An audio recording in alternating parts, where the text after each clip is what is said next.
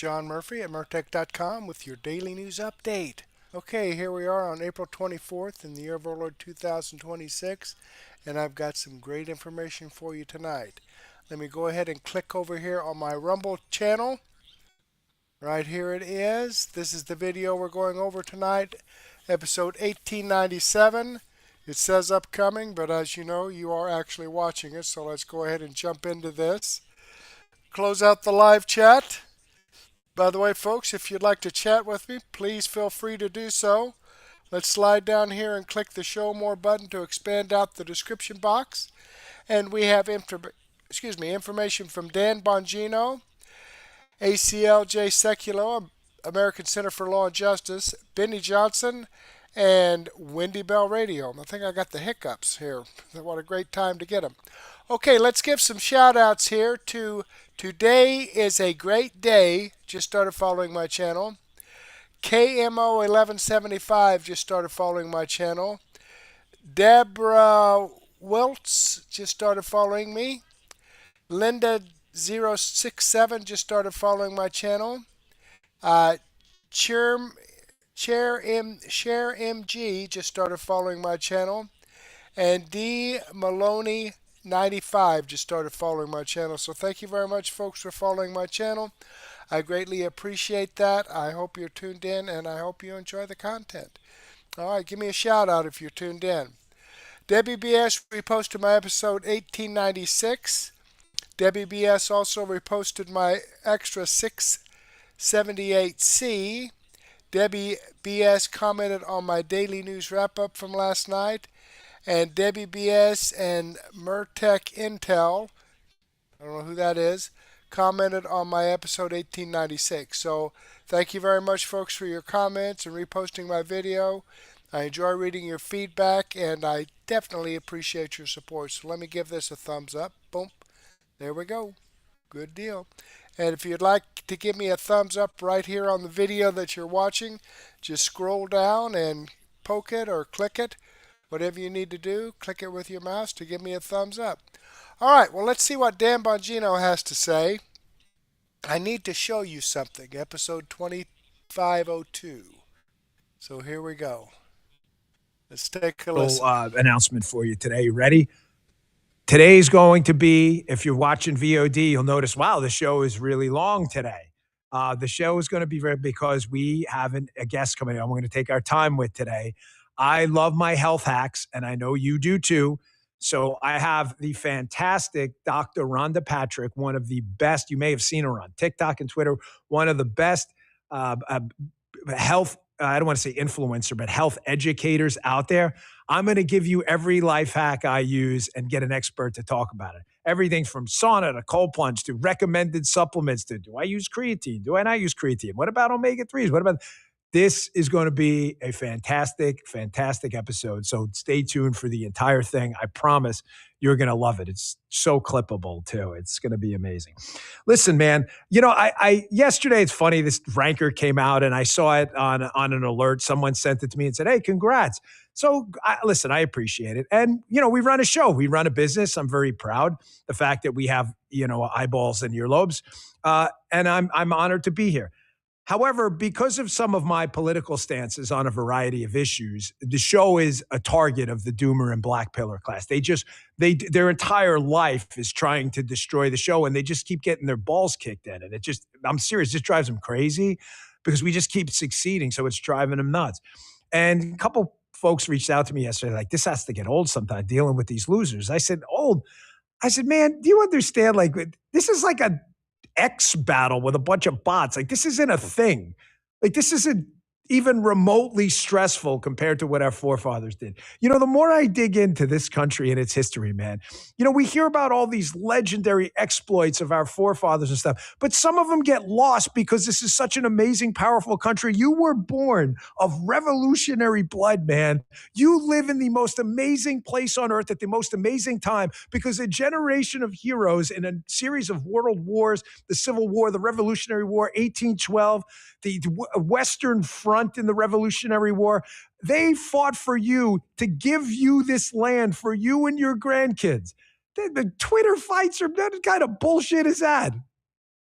I was thinking yesterday, I'm sitting around my house and I love this. We all know about the Alamo. We know about Iwo Jima. But it's a battle that a lot of people don't talk about much. I want you to look this up. I'm not here to give you homework. I'm just telling you.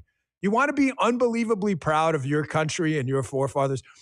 How many people in the chat know about the Battle of Boonesboro in Kentucky territory back in the late 1700s? That was the Western Front in the Revolutionary War. 40 frontiersmen in an 11-day siege by the Shawnee and Blackfish, overwhelmed by about 400 Shawnee and British supporting them with weapons and everything. About 40 men and women in a little fort protected by basically wood spike logs. That was it. Tried to burn them out, tried to tunnel in. And these 40 took on these 400 Shawnee who after 11 days just gave up because they couldn't take the fort because they had balls and stones. I don't know why that popped into my head yesterday. Daniel Boone and these frontier warriors. You want to talk about balls and nerve and guts and grit? That's the United States of America. Those are your forefathers. Those are the people who you live in Kentucky today. Well, you can thank those 40 men and women who held out for 11 days in the siege of Boonesboro. And we're worried about Twitter fights with a bunch of Pakistani bots. Come on, that's not a thing. You live in the greatest country on earth. There may be a real fight ahead. We got real problems. Twitter fights with Pakistani bots are not one of them. Folks, I don't know if you caught this yesterday, but this is a tutorial in an op that cost us 4 years and cost us a lot. The Joe Biden presidency, I made the case to you. Why are we still talking about the Joe Biden presidency? Because we're still living with the legacy of it between regulations, the weaponization of government, everything that the laws that were passed, the garbage he pushed through. This was a big problem. What if I told you today the entire Biden presidency was an op? We know that, Dan, do you? You may know that, but you know how it happened.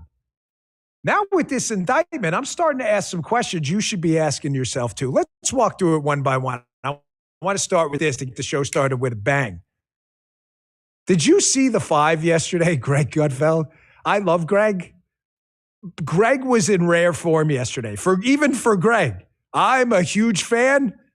I don't know if you caught this, but this thing went absolutely nuclear yesterday. Here's Gutfeld, about a minute clip. He's arguing with Jessica Tarloff, the liberal on the 5. And he's trying to make the case, and he does an unbelievable job. Not trying, he makes the case. That, and I can attest to this, that about 95+%, and that may be being nice, of what you see in the liberal race war against America is manufactured racism. It's manufactured. I'm not telling you racism doesn't exist. I'm not telling you it's not a problem we should vigorously combat. And that applies to any race, white, black, green, blue, doesn't matter. I'm just telling you a lot of what you see is manufactured racism, and people in America who love their neighbors who are black and white and Jewish and Muslim, Arab, Persian, Christian, Protestant, people are getting tired of being told all the time how they're either supposed to hate people or people hate them. I'm not going to curse. I'm really trying. They're effing tired of it. They just want to go to their kids' kindergarten get together with the parents who may be black or Spanish or whatever, and they don't want to be thinking all the time about how they're hated or supposed to hate someone. They're tired of hearing about it. Here's Gutfeld just like burning the barn down in one of the best 1-minute clips I've seen in a long time. This will put you in the mood. Check this out. Probably is a bigot somewhere, but you guys created a false flag that there was this immense movement going on in this country that then put targets on people like Charlie Kirk's back, and he's dead. And a lot of other people were either threatened, physically attacked because of a false flag, which painted an entire, basically, millions of people as white supremacists. You guys ran with it. Imagine if Trump had not won and Kamala Harris had won. Imagine where the SPLC would be now. Imagine how torn apart this country would be. And by the way, I hope that this thing mends, but I don't know, because there are people like you, Jessica, who have such a sunk cost in this belief that this is a belief you were tricked into believing, to think that there's all these racists hiding behind a Cracker Barrel. No, you know what the racists were? They were the anti-racist black activists who saw this as a way to go after whites. Hat tip, real AF Patriot on X, who cut that and put, that's obviously the 5, but put the subtitles in it. Deanna Rumble says, you're doing great with the language. It's got to be tough. It is in moments like this, because I so want to unload on these people.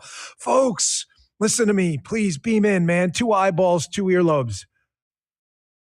We're tired of it. We are tired of it. Our conservative, MAGA conservatarian movement does not judge people by skin color, and we're being tired of being told to do it. We're being tired of being told how everybody hates us and we hate them, and we should do land acknowledgments and apologies and pay reparations to people we don't even know for a tragic crime, generational crime we had nothing to do with, neither did our fathers or grandfathers. This manufactured racism op, thank the Lord, and I'm not using his name in vain, that the Trump administration, the DOJ, and Kash Patel's FBI finally got to the bottom through this indictment of a small piece of how this has been working for years on the left. Manufacture racism, run to the big media companies, tell them to censor a bunch of people and rip people off the internet, tell people to be investigated, put out these memos, be careful of the Catholic Church, the MAGA hat wearer. A MAGA hat wearer, the safest place for minority Americans in America is at a freaking MAGA rally. Don't try it if you doubt it. Do me a favor. Put one of those GoPros on or Meta glasses and go to a MAGA rally. I'm dead serious as a stroke. Go there and don't edit it and don't put your own AI in there. Go there and honestly release the footage. You're going to see the friendliest people on earth welcoming you with open arms, and you know it. That's why you'll never do it. So where are all these racist, goon, white supremacist people hiding? Point them out. Point them out. I've had my own issues with people. I don't know if they're bots or not. Coming after me, because you know where I stand on these issues. I've been a loud voice against this stuff, and we'll maintain that. Okay, now I got to show you what I came to show you. You ready for the op tutorial? Here's the op. To the Democrats listening to the show, it's important for Republicans to expose the op, but for Democrats who listen, and I know you're there, this is important for you too, because your party ran an op against you. No, they didn't. Oh, yes, they did. I promise. They're running an op against you right now. Let me lay out the op. The Democrats will shaft their own voters the second they feel like their own party power is in peril. Did you notice that right now the most powerful voices in the Democrat Party are the AOCs, the Bernie Sanders, that lunatic a rich kid, Hassan Piker, who pretends to be like an I'm down activist, total zero. They're far left lunatics. Follow me here, because you're probably thinking like, yeah, that's where the energy, the base is. I'm telling you, far left lunatics, this is for you. Your own party that you vote for. AOC's a Democrat, right? Bernie Sanders, they're Democrat. They pretend they're independents. Well, they're Democrats, right? They vote with Democrats. They're running an op on you. Do you remember this story? Let's go through it. Receipts incoming. Get your pens, kids. Look at this NPR story. This was probably one of the most devious ops of all time. NPR. The point means put up this story, guys. That's probably what that means. Okay, thanks. NPR, Susan Davis, February 26, 2020. Joe Biden gets a boost with the endorsement of an influential South Carolina Democrat.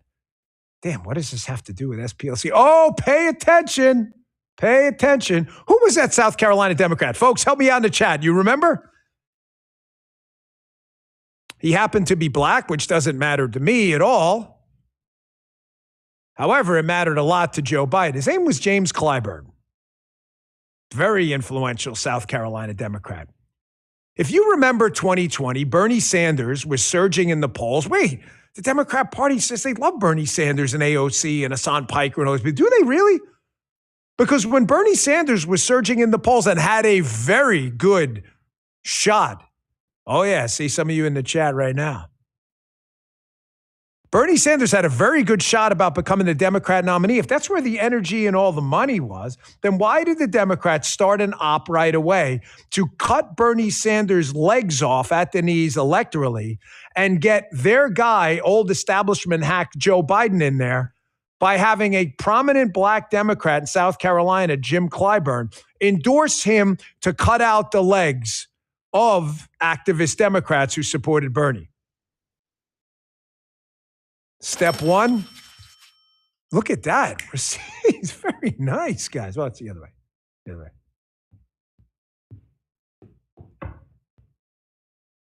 Op step one, we've got to get rid of Bernie Sanders. We can't have AOC and Bernie running the White House. I thought that's where the energy was. I thought Democrats love these people.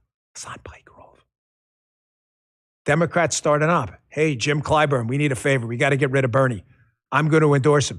Well, we got a problem because a lot of these voters out in Iowa and a lot of these early caucus states, they're not going to support Joe Biden. They're not going to do it. So what did the Democrats do next? Put up the Politico piece. This is just from the other day. Democrats move forward with a new 2028 primary caucus calendar. There's a new calendar, guys? Andrew's like, this is crazy. What do you mean they're proposing? There was an old calendar, but the old calendar was new. So the DNC's trying to revamp its calendar in 2022 to eliminate Iowa. Historically, the DNC's revamped its calendar to eliminate Iowa. Historically, it was the nation's first voting state. They added Michigan and elevated South Carolina to first place in 2024. They were going to go first. Where's Jim Clyburn? Keep this up, guys. Where's Jim Clyburn from? Justin. Oh, South Carolina. That was a setup backed by then President Joe Biden, whose own presidential bid was saved by South Carolina back in 2020, as you saw from the NPR piece, when he was endorsed by put the NPR up again, by prominent South Carolina Democrat, Jim Clyburn. So the Democrats moved the South Carolina primary to shaft their own voters who were going to support Bernie Sanders to make sure Joe Biden could get in early and give the double-barreled middle finger to their own voters. I still don't get it. How is this an op? Well, you're starting to see the op. I get it was an op to shaft Bernie Sanders, but what does this have to do with the SPLC, Charlottesville, and any of that? Ladies and gentlemen, Joe Biden probably wasn't going to run until the Democrats sensed they had a problem. They had to double barrel their own voters and run an op on them, but the op wasn't going to work if they could not run an op against their own minority voters in their own party. Running an op against minority voters in their own party. I thought the Republicans were the racists. Here's a Guardian piece that should start to seal the deal for you all. Biden wins South Carolina Democratic primary for presidential nomination. Wow. After an endorsement by a prominent black Democrat in South Carolina, the Democrats moving the South Carolina primary to shaft their own voters to F over Bernie Sanders to make sure he couldn't get it. But they needed to seal the deal. If they were going to shaft their Iowa voters and screw over their own voters to get their own establishment hack, Joe Biden, in the White House so they could do what they want and screw over their own minorities in their own party, by the way, they needed a reason. They needed a narrative. They needed what, folks? A story. They needed the story, right? No, they needed the story. The story's in the indictment. They needed a story. So they needed a story to tell their own black voters why they were shafting a good portion of their party to screw over Bernie Sanders. What was the story? Hat tip the great Maze Moore. We love this account. If you're listening on Apple or Spotify, our video is exclusive to Rumble, as many of you know. Maze Moore puts up this clip. This is actually, I believe, 4 different clips. We did a couple of jump cuts in it, but you'll get the point. Joe Biden does not want to run in the first clip. He doesn't want to run in the second clip. He's thinking about running in the third clip. And in the 4th clip in this, it's not that long, all of a sudden he has a reason to run. And newsflash, what was the reason? Oh, look, Charlottesville, which plays heavily in the SPLC indictment, where they are alleged to have at least had paid some racists and activists, and it appears to instigate a lot of this in Charlottesville. Allegations, they have their day in court. We'll see what they say and how they respond. You see the op now? Tell me in the chat, because if you don't see it, I'll run it again. Okay, I'm going to go ahead and pause it there, and we'll catch this later in our daily news wrap-up. But that's some information that I wanted to share with you because I was not aware of it either. It was kind of vague, the information released on the SPLC, Southern Poverty Law Center, what this was all about. But I guess in Charlottesville, they actually paid people to go in and start the problem there. Okay, so, and then of course the mainstream media did a wrap-up smear on Donald Trump when he said, I disavow the Ku Klux Klan white supremacy, but then they played it as there were good people on both sides. And they made it look like he was endorsing what the Ku Klux Klan was doing. So, I mean, that's just the bullshit mainstream media and Democrats for you.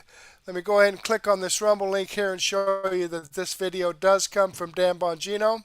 The Dan Bongino Show. I'm following his channel. I've given him a thumbs up. I hope you do the same thing for me. All right, let's jump back here. And Susie Poll 2016 gave me a shout out here in the chat. So thank you for that. Let's see what ACLJ Sekulow has to say. Massive update. Judge blocks certification of Virginia vote. That's interesting, isn't it? Let's take a listen. The fallout of the vote to redistrict Virginia in what we at least consider to be a fairly unfair way. But a judge stepped in Virginia and has blocked the certification of this redistricting. Jordan's here, Will's here. What's this mean? That's right. So what we get is this out of the Circuit Court of Tazewell County in Virginia in the western part of the state. And Jordan, this judge put out, it's about a 5-page order, a final judgment that is blocking the certification of the vote that took place, which means that they cannot move forward with the redistricting. They cannot use that new map that has been put forward by the House of Delegates and the Senate in Virginia because of a litany of invalidating reasons, and that is where they have violated repeatedly with the way this went forward, both the Virginia Constitution as well as state code. Yeah, I mean, it starts off with state code. Again, even if you live in Virginia, you're not going to know all of these off the top of your head, but involving House joint resolutions and the governors and special sessions back into 2024, then goes into the Virginia Constitution, Article 11, Section 1. So there's been no ensuing general election of the House of Delegates, and that can't occur until 2027, and then you can't do that until then. Again, Virginia Code 3013. It's not like he was like just spouting off reasons why this isn't right because it's not good for the Republic, it's not good for the Commonwealth of Virginia voters, or it's not fair.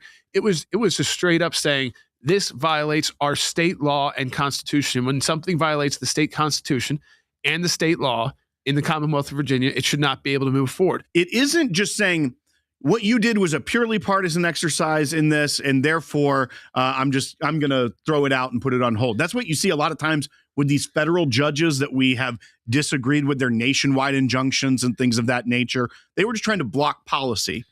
This is not really about the policy at all. No. It's saying that you didn't go through the right procedures to put this to a vote to the people.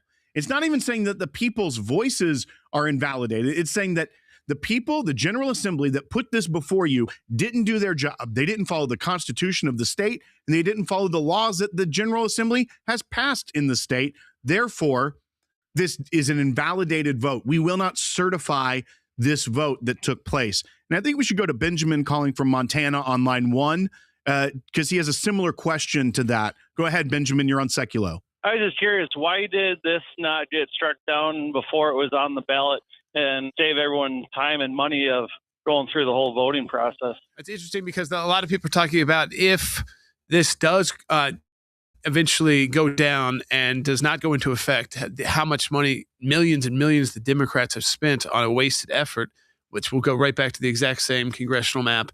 So again, some of that is politics. And if you're going to play loose with politics and the court system and you want to rush something through and you got the money to do it and you say, okay, we're willing to take the legal challenges that come to see if we can flip, from a 6-5 dim leaning state to a 10-1 congressional map. I mean, that's worth the millions for the Democrat Party in this upcoming election. And so they had to weigh what would happen in court. To Benjamin's question as well, why didn't they invalidate it before they even got to a vote? Part of it goes to the point of why it's being invalidated by this order, is that the Supreme Court of Virginia had a challenge earlier. Yes. That they said, we're not going to get to this until after the vote.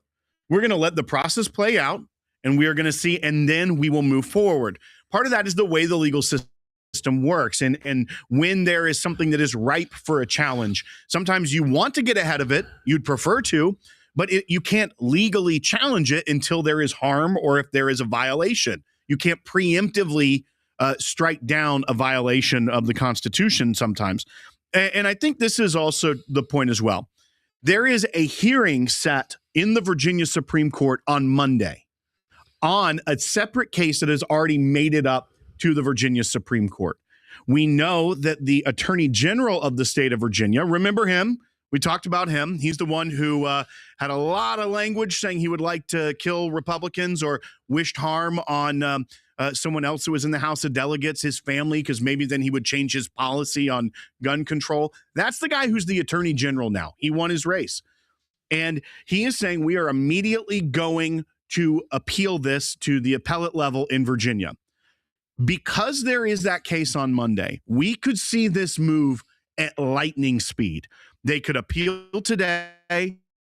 The appeals court could decide to do something very quickly so that the Supreme Court of the state has this by Monday to consolidate the hearings and try to move forward. Because I don't think they're going to want to have to do multiple rounds of this at the state court.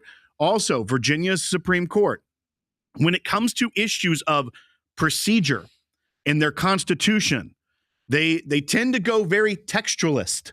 They like to, when it comes to the procedures, they very much are like, hey, we have rules and we play by those rules. You could see a positive ruling out of the Supreme Court. It's one of the main reasons even they said we're going to hold until after the vote when it came to that other case. Mr. Attorney General, when you see what happened, how quickly that this circuit court was able to jump in on this redistricting and block the certification, how quickly do you think this will go through the court system in the state? You know them well. Very fast. This is a pure state constitutional issue, to address the question of the last caller. It's all decided under the Virginia state constitution. They are very sensitive to the fact that there's an election. And unfortunately, the last time the Democrats had three-way control, House, Senate, and governor, they gave us these 45-day elections. Now, amusingly, they may get hoisted on that little petard here in this case, but it also means that the August primaries, voting starts in early July, which means that campaigning and candidate qualification has to happen before that, with some degree of comfort before that. So the courts know they're in a hurry. We saw the judge in Tazewell, rush on the day after the referendum to get his order in place. The Virginia Supreme Court is moving with as much speed as I ever remember seeing it move. They have briefing today. They have oral argument on Monday on the two constitutional challenges, again, state constitutional challenges that are already in front of the court. Both of them very strong challenges. And the yes side is going to have a very difficult time holding on to this win. All right, there, folks. There you have it. And we can only hope for the best on that, because that was definitely a bullshit election on that referendum. So let me go ahead and click on the Rumble link here and show you that this video does come from American Center for Law and Justice. This is the video I shared with you. I've given them a thumbs up. I hope you do the same thing for me. Okay, let's jump back here and see what Benny Johnson has to say about "We were right, it's all fake." Okay, well, let's check this out. Got Ilhan Omar there with her wine from, I guess that's her winery that doesn't have any inventory or business. But there we have it. Here, let's see what he has to say. Pirate Winery, Oh my a goodness. Minnesotan family. Pirate Winery, What the this hell? is our home. Sorry for the formal video here on our way to an event, and we have just a few minutes, and we hate to brag, but we were right. We were right. We were right. And we're dressed for the occasion today, because the event we're going to will not have wine, and it definitely will not have Ilhan Omar wine, because Ilhan Omar's winery is 100% fake. This is a subject that we have certainly been on top of as it comes to the reporting on this channel. For months, we have been going through Ilhan Omar's financial disclosures ever since Nick Shirley sort of exposed the entire fraud ecosystem of Ilhan and her friends in Minneapolis. And what we found was shocking, that Ilhan Omar owns a fake winery, and she says it's worth $5 million. It's completely insane. We checked it out, and we went viral for checking it out. Of course, there's no phone line, no physical winery, no social media, and barely functional website, no wine being made here at all. Yet on Ilhan Omar's financial disclosures, as you can see right here, she claims this winery is worth $5 million, even though it's a ghost winery. Of course, that would mean that Ilhan Omar perhaps has $5 million worth of net worth from something else, maybe fraud. I don't know. I don't have all the answers.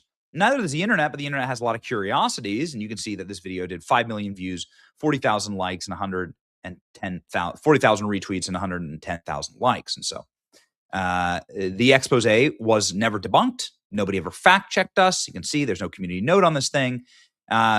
We did our homework here, and it's completely true. Ilhan Omar was claiming a fake winery. Well, look at this, lo and behold. Ilhan Omar's sham winery was dissolved 9 days after she updated her disclosures.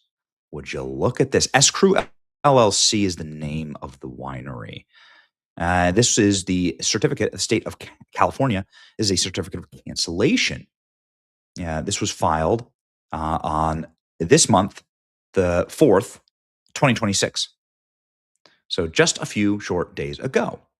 Ilhan Omar recently just claimed that she's not worth $30 million. She's only worth $18,000 on recent financial disclosures. Just a mistake that I make, a mistake that you make. You wake up thinking you're a multimillionaire. This is just an odd, common mistake. And then you lie to Congress about being a multimillionaire, which is what Ilhan Omar did. Just a regular, just run-of-the-mill style mistake here. We were right. This is true. And as soon as we called her out on it, they liquidated everything. So I think that we had some part in leading to Ilhan Omar's complete dissolving of her winery. We were right. Our video went viral, and now Ilhan Omar is running for the hills, literally. I was indicted on 2 counts of lying to Congress by mistake on financial disclosures, says George Santos. That's a fact. What's good for the goose is good for the gander. Hey, Todd Blanche, just use the blueprint and nail her. George Santos has become a friend of the show. We like George Santos a lot. Why is Ilhan Omar still in Congress? Oh, my. So she did lie, right? Ilhan Omar's response to this seems to just be a video of her dancing in a mirror in a bathroom. This is what Ilhan Omar has decided is going to be her public response. I got to tell you, I think that there was never a winery. I'm starting to think there was never actually a winery. So here's what's crazy. There was actually a winery, and her husband tried to put together a winery, and he got partners who invested, and those partners sued him for fraud. You can find the lawsuit. You can go look it up. We looked it up. You can see it in our video. I might as well just like be thorough here and show you. There was a lawsuit.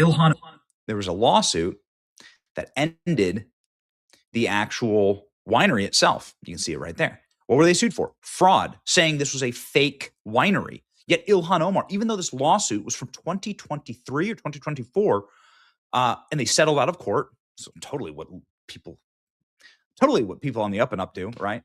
They settled out of court on this thing. This was already verified as fraud, not by me, some dude on the internet, but by the business partners here. And so that's very bad. Ilhan Omar doesn't have an answer to this. She clearly just like committed fraud against the federal government. And again, why would you do this? Well, the reason why you do this is that if you're in Congress, people want to know if you're getting paid by Qatar, right, or Saudi Arabia or Russia. And so you have to disclose kind of like where your assets are. I think that's really important. I think that's critical. You can't lie on those forms. Lying on those forms is a federal offense. But also, if you're getting money by, and I'm just guessing here, just taking a random stab, like embezzling money, like the Feeding Our Future scam, where 90 Somalis pled guilty to defrauding from the federal government. Some of them defrauded $50 million or more with fake programs to feed children. Ilhan Omar is directly involved in the writing of that legislation. If you have so much fraud running through a little Somalia, a little Mogadishu in Minneapolis, well, then maybe you're just trying to park money places and you just grab little LLCs that are under your control and suddenly say that they're worth a lot of money so that nobody asks questions when they see that money in your bank account during an audit. When are they going to arrest this crook? People are asking, right? Do innocent people dissolve their LLCs when accused of fraud? Nothing to see here. People move along. Omar must be removed from Congress yesterday. Probably just a coincidence.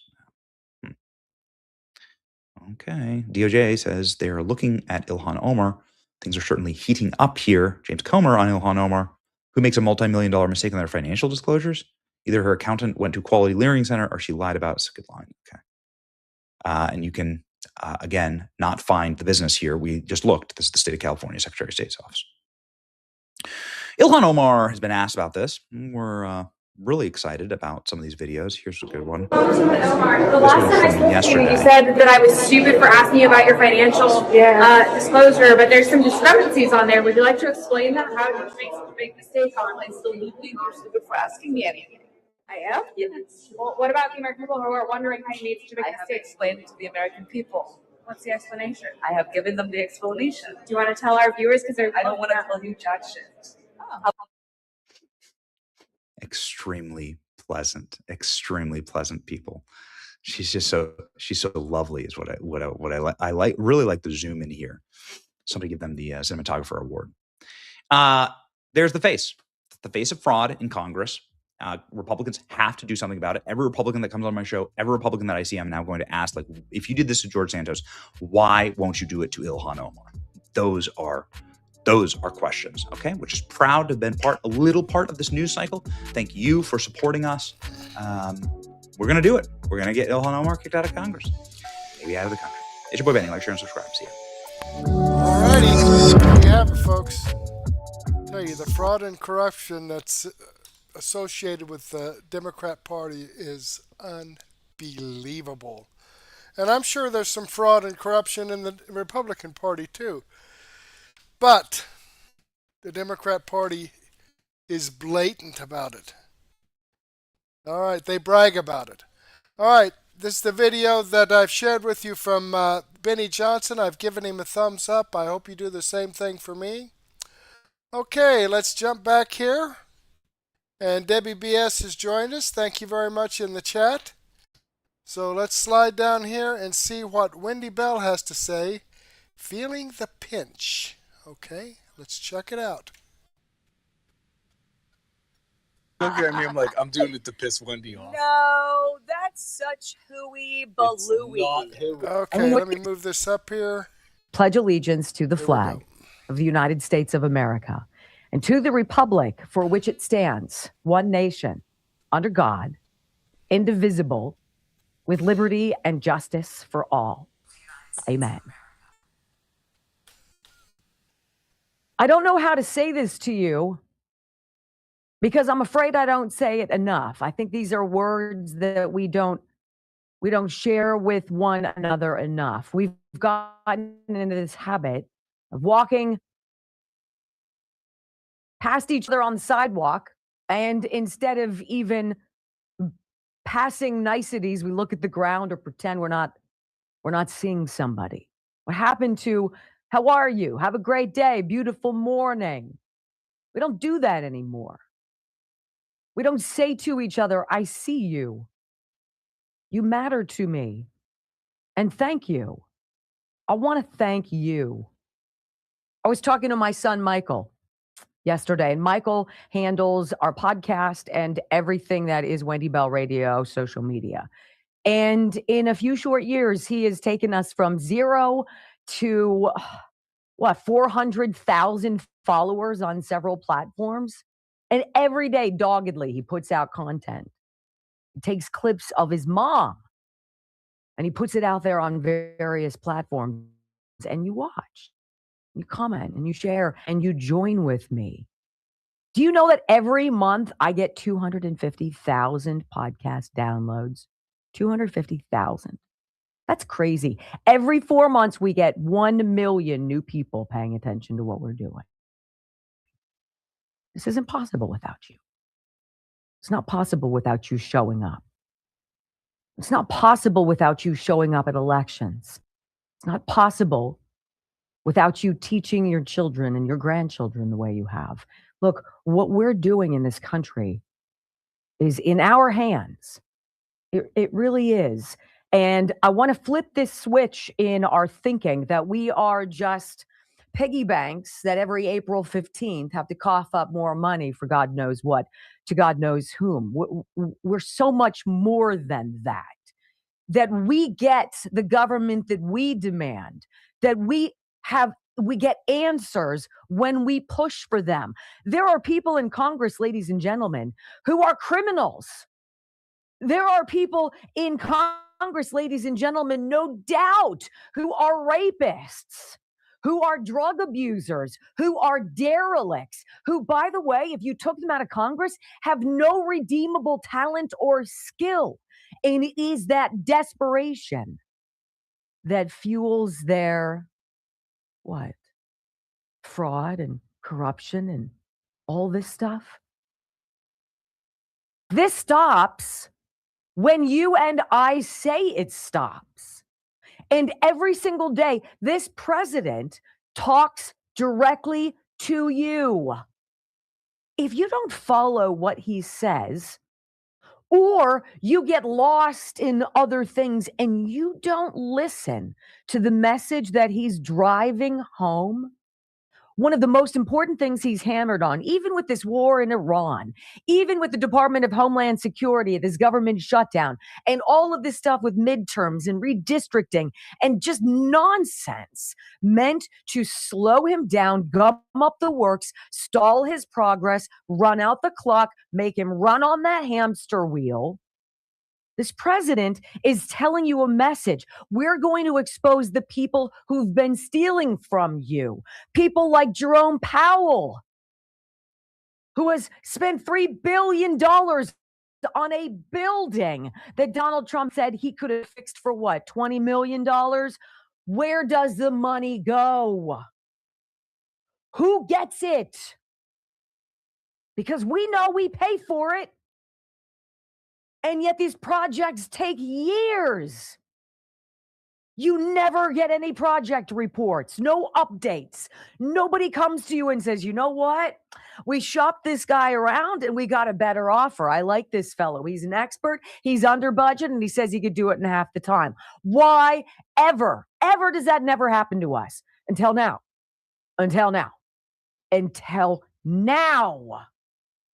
This is what this president is telling you. Pay attention to the people on the Supreme Court. John Roberts, I believe, is going to go down.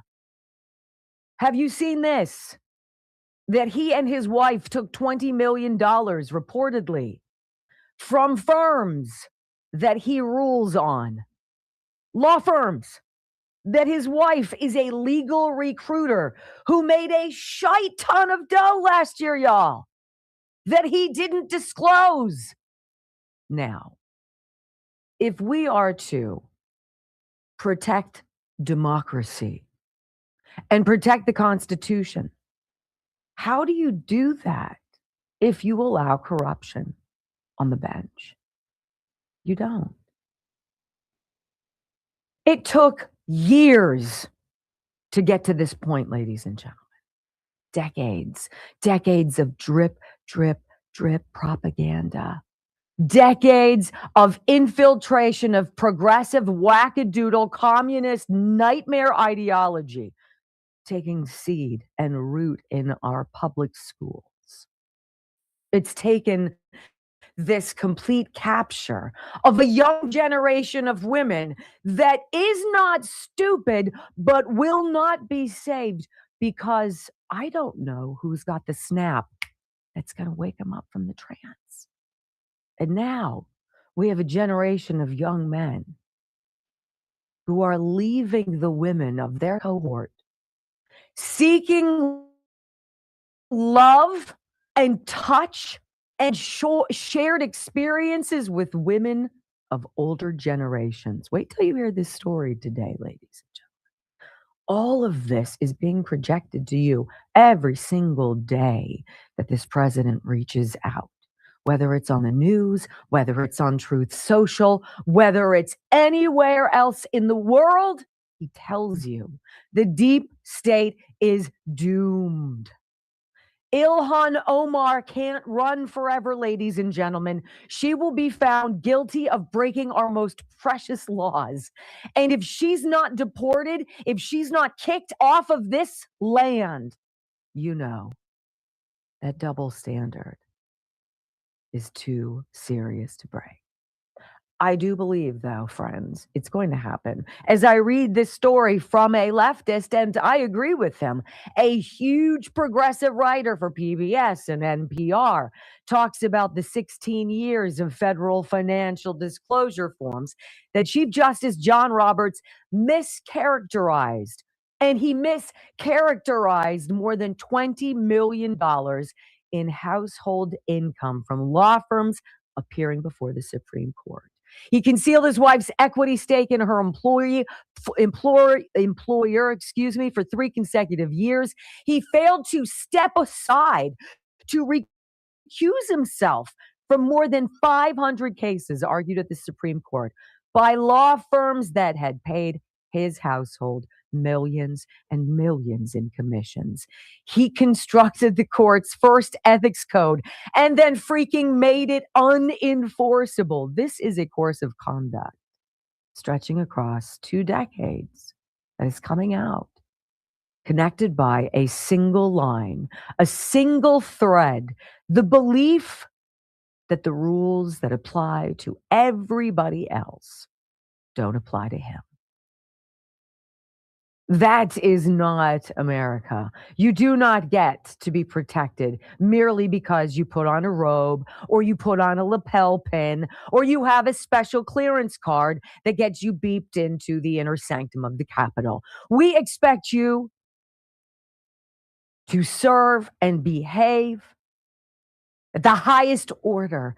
And I speak for a very tired country when I say we're so tired of you not fulfilling that. When we come back on the Wendy Bell radio program, let's talk about yesterday, California. Did you guys see the debate? Gubernatorial debate. A couple sound bites that I think are worthy of your common sense conservative ears. Next on the Wendy Bell Radio Network. All right, let's check that out. And let me jump up here to about the 22-minute mark.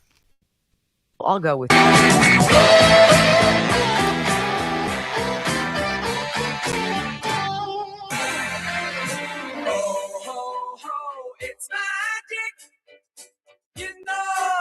Welcome back to the Wendy Bell Radio program. Okay, this certainly was not on my bingo card this morning in any capacity. This just in. Breaking news into the Wendy Bell Radio newsroom. The Justice Department, oh my gosh, announces it is re-adopting the firing squad as a means of execution. Kind of odd timing for that. What's going on? Ilhan Omar's like, can I get out of here now? Now, how about now? I'm going to read you more about this, but I want to, oh my goodness, I want to talk to you a little bit about this California gubernatorial debate last night. You got a bunch of Democrats. Excuse me, I have a tickle in my throat trying to get through it. You have these Democrats, including Xavier Becerra, other members of the Biden administration, people, Democrats of noteworthy suck. All vying. Katie Porter, all she had to say was, we're going to fight Trump. I'm going to fight Trump, Trumpity, Trump, Trump, Trumpity, Trump, Trump, Trump. And you're like, well, what about homelessness? What about addiction? What about taxes? What about restrictions? What about housing? What about anything? What about anything? Trump, it's Trump's fault, but fight Trump. Well, there were two guys, two Republicans, Chad Bianco, Riverside County Sheriff. This guy is the one who got tipped off by whistleblowers during an election. And it was like the 2024, I think it might have been 2024. And they went in to get all the ballots and do a forensic analysis of it because it was allegations of stolen election. And the whole Rob Bonta, Attorney General of the state, went haywire. So he's asking or answering a question here about Gavin Newsom and how is he doing? And this guy launches into, you want to know why nothing gets done in California? Because the wheels of an investigation could move forward, but your Democrat stymied government here will never allow an investigation to actually come to fruition. Listen. Well, we're never going to know if our elections are secure because when law enforcement does legitimate investigations into the allegations, it's stopped by our current Democrat one-party rule in California, particularly our embarrassment of an attorney general. So this was a very, very basic, normal investigation. The allegation didn't come from a group. It came from reports that our own records, county records from the Registrar of Voters that do not match the output of votes counted. So a very simple investigation would have counted those ballots to see if they match the votes. But we now have a massive political outcry from our Attorney General using political lawfare to stop a lawful investigation. And it wasn't stopped. The investigation was not stopped by the Supreme Court. It was stopped so we could argue these ridiculous allegations from the Attorney General about whether or not he has authority to stop that investigation in the first place. And to clarify, would you consider taking the same action after this primary election if you don't believe the results? You have 15 seconds. You made that assumption that that's why this happened. That is absolutely horrific that you basically said that I did that because of how I felt. If we get information, I've been 33 years in law enforcement investigating crime. Do you want me to start doing that with murders? I mean, this is ridiculous. This is an absolute ridiculous question. This is a ridiculous topic because we have an allegation of voter fraud, and Californians are sick of voter fraud. They're sick of politics and they believe there's voter fraud. Right, but when we try to fix it, it is stopped.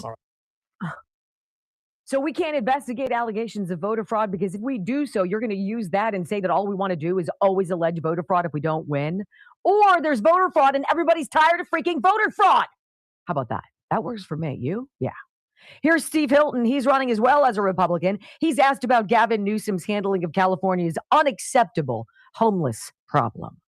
Wow, by the way, I'd love to be in your class, Katie, if you get a B for what Gavin Newsom's done on homelessness. My goodness, of course it's an F. It shames our state, the situation with homelessness. We have about 10% of the US population, around 50% of the country's homeless population.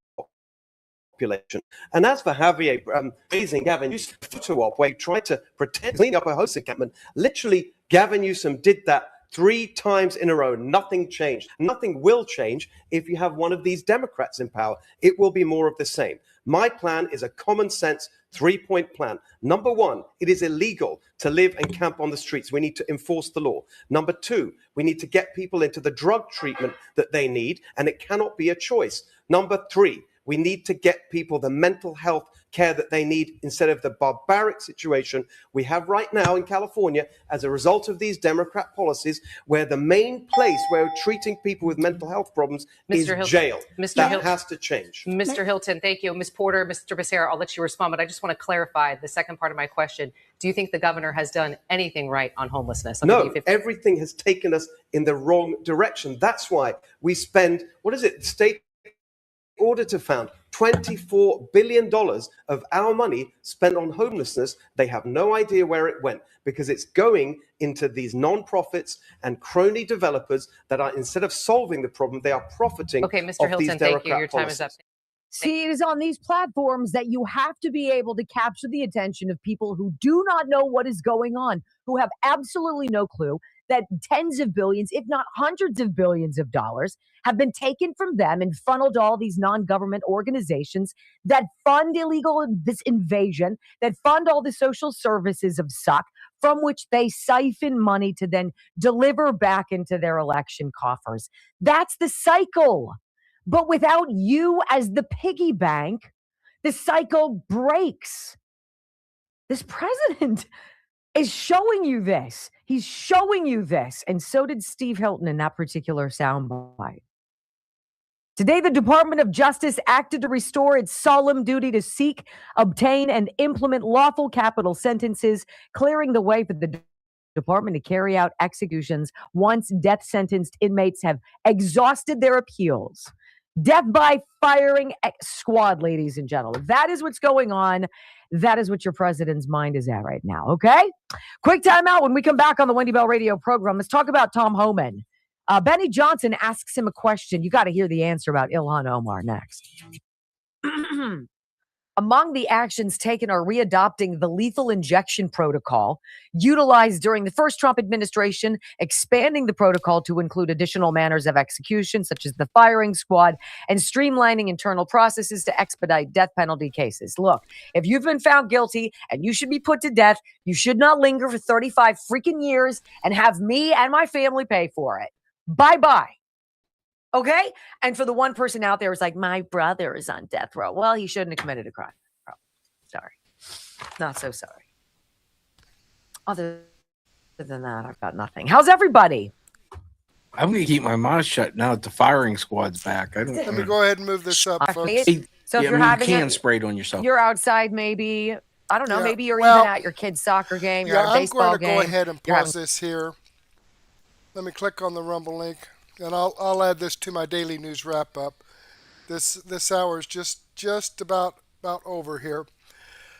But I'm going to click on the Rumble link and show you that this video does come from Wendy Bell Radio. I am subscribed to her channel. I've given her a thumbs up. I hope you do the same thing for me. All right, let's jump back here. And let me remind you that these videos that I've shared with you folks are videos that come directly from the producers. Right here, if I can get the screen right. I have the links to the videos in the description box, as well as the links to the producer's channel here in the description box if you want to visit their channel and see what other information they have. Also, the videos that I've shared with you here are videos that I've posted on Murtech.com, where I have over 40 no-nonsense, common sense, logic, and truth videos from a wide range of channels, a wide variety of information, no nonsense, common sense, logic, and truth. You know, the kind of information that you're not going to get from the Democrats or mainstream media. The link to Murtech.com is in the description box. You can come here. It's a free site. I don't ask for your name. I don't ask for your email address.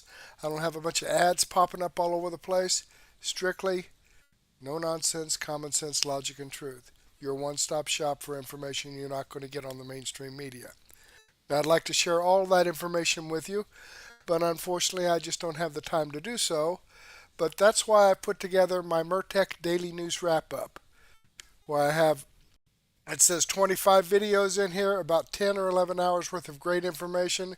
Here's the Wendy Bell radio video that I shared with you earlier, and the Dan Bongino, We the People News X22 report, Anthony Brian Logan, and Alex Newman with Liberty Sentinel, Black Conservative Perspective, McWater's Effect, News for Reasonable People, Robert Gouveia, Fulton County furious after GOJ denies ballot demands. Okay, bunch of great information here.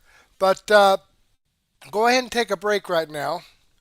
Grab a cup of coffee and a donut, or a sandwich and a soft drink, or a beer, maybe a glass of wine and some cheese, and meet me back here in about 15 or 20 minutes to get this set up in Rumble Studio.